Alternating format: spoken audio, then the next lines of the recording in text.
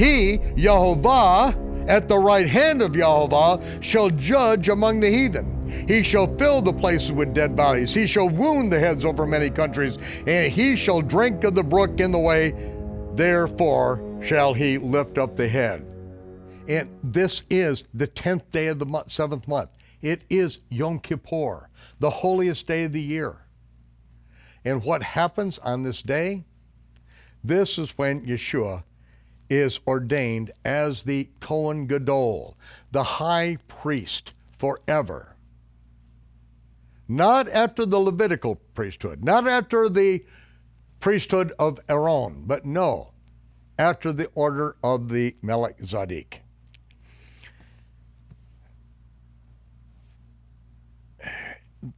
When they see this, they say, it's good for us to be here. Let's stay here. Let's build 3 sukkahs here.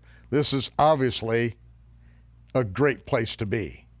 They want to kill you at Jerusalem. Let's stay here. While he spoke, while Peter was speaking, a bright cloud came over them, and a voice out of the cloud said, "This is my beloved Son in whom I am well pleased.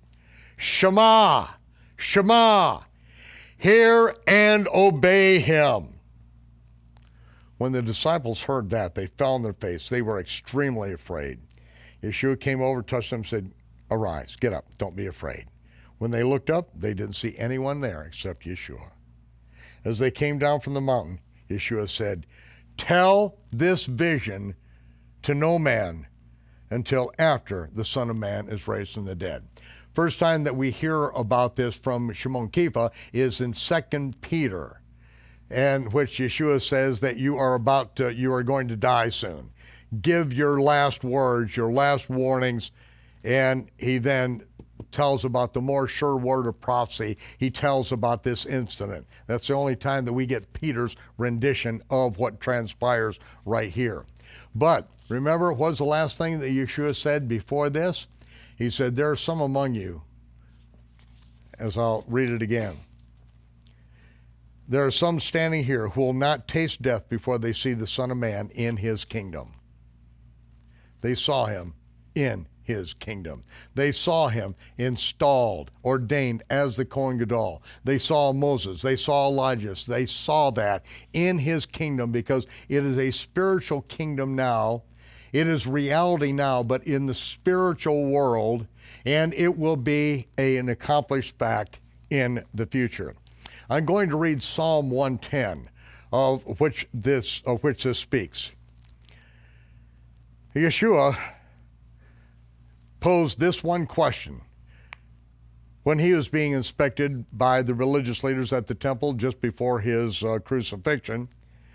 And he said, I'm going to ask you a question. Whose son is the Messiah? And they said, the son of David.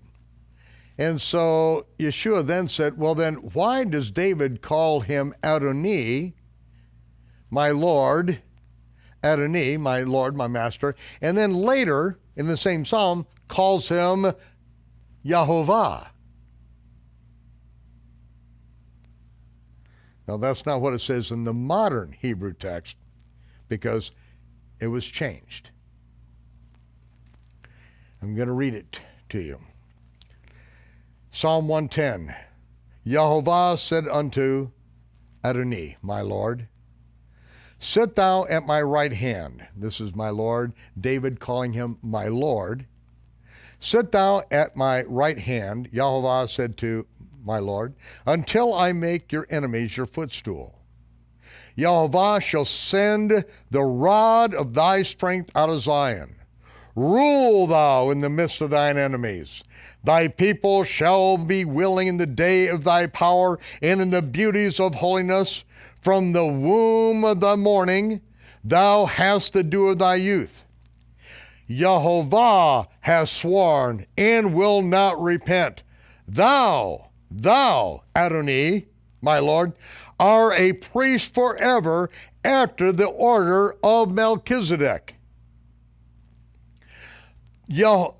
Yehovah at thy Yehovah's right hand shall strike through kings in the day of his wrath. He, Yehovah, at the right hand of Yehovah, shall judge among the heathen. He shall fill the places with dead bodies. He shall wound the heads over many countries, and he shall drink of the brook in the way. Therefore shall he lift up the head. What is this talking about? This is right from Psalm 2, ladies and gentlemen, the Messianic prophecy, the son of David. Why do the heathen rage and the people imagine a vain thing? The kings of the earth set themselves in opposition. The rulers of this earth take counsel together. They conspire together. It is a conspiracy against Yehovah and against his Mashiach. They say, let us break their bands asunder, cast away their cords from us. We're not going to be restricted by their rules. He that sits in the heavens shall laugh. Adonai shall have them in derision. Then shall he speak to them in his wrath, and vex them in his sore displeasure. Yet have I set my king upon my holy hill of Zion. I will declare the decree Yehovah has said unto me. Thou art my son, this day have I begotten thee. Ask of me, and I shall give thee the heathen for thine inheritance, and the uttermost part of the earth for thy possession. Thou shalt break them with a rod of iron. Thou shalt dash them in pieces like a potter's vessel. Be wise, wise up now, O ye kings. Be instructed, you big judges of the earth. Serve Yehovah with fear, and rejoice with trembling. Kiss the Son, you better make up to him now, lest he be angry and perish, and you perish in the way, when his wrath is kindled but just a little. Blessed are all those who put their faith in him. See this Psalm 110, where David is prophesying that his son, Adonai, would be the Melchizedek forever, and that he would be seated on the right hand as Yehovah on the right hand of Yehovah. And that's exactly how it is in the Aramaic Targumim that goes back older than the latest text of the Hebrew text. It was Rabbi Ginsburg, who said that they took the name Adonai, which is only used in place, no number, no gender, no state, in the place of Yod-Heh-Vav-Heh, no number, no gender, no state. It is only used of Yehovah, Adonai. Adonai is simply my Lord, but Adonai is what was there in Psalm. It is Yod-Heh-Vav-Heh.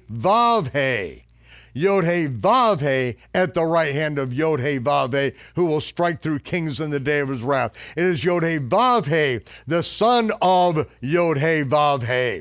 He comes in the Father's name. He has been given a name above all names. Yeshua is not the name above all names. Yeshua is a common name, but he was given. He has made Yeshua both Yod-Heh-Vav-Heh and Messiah. He is not the Father. He has made him. He has given him.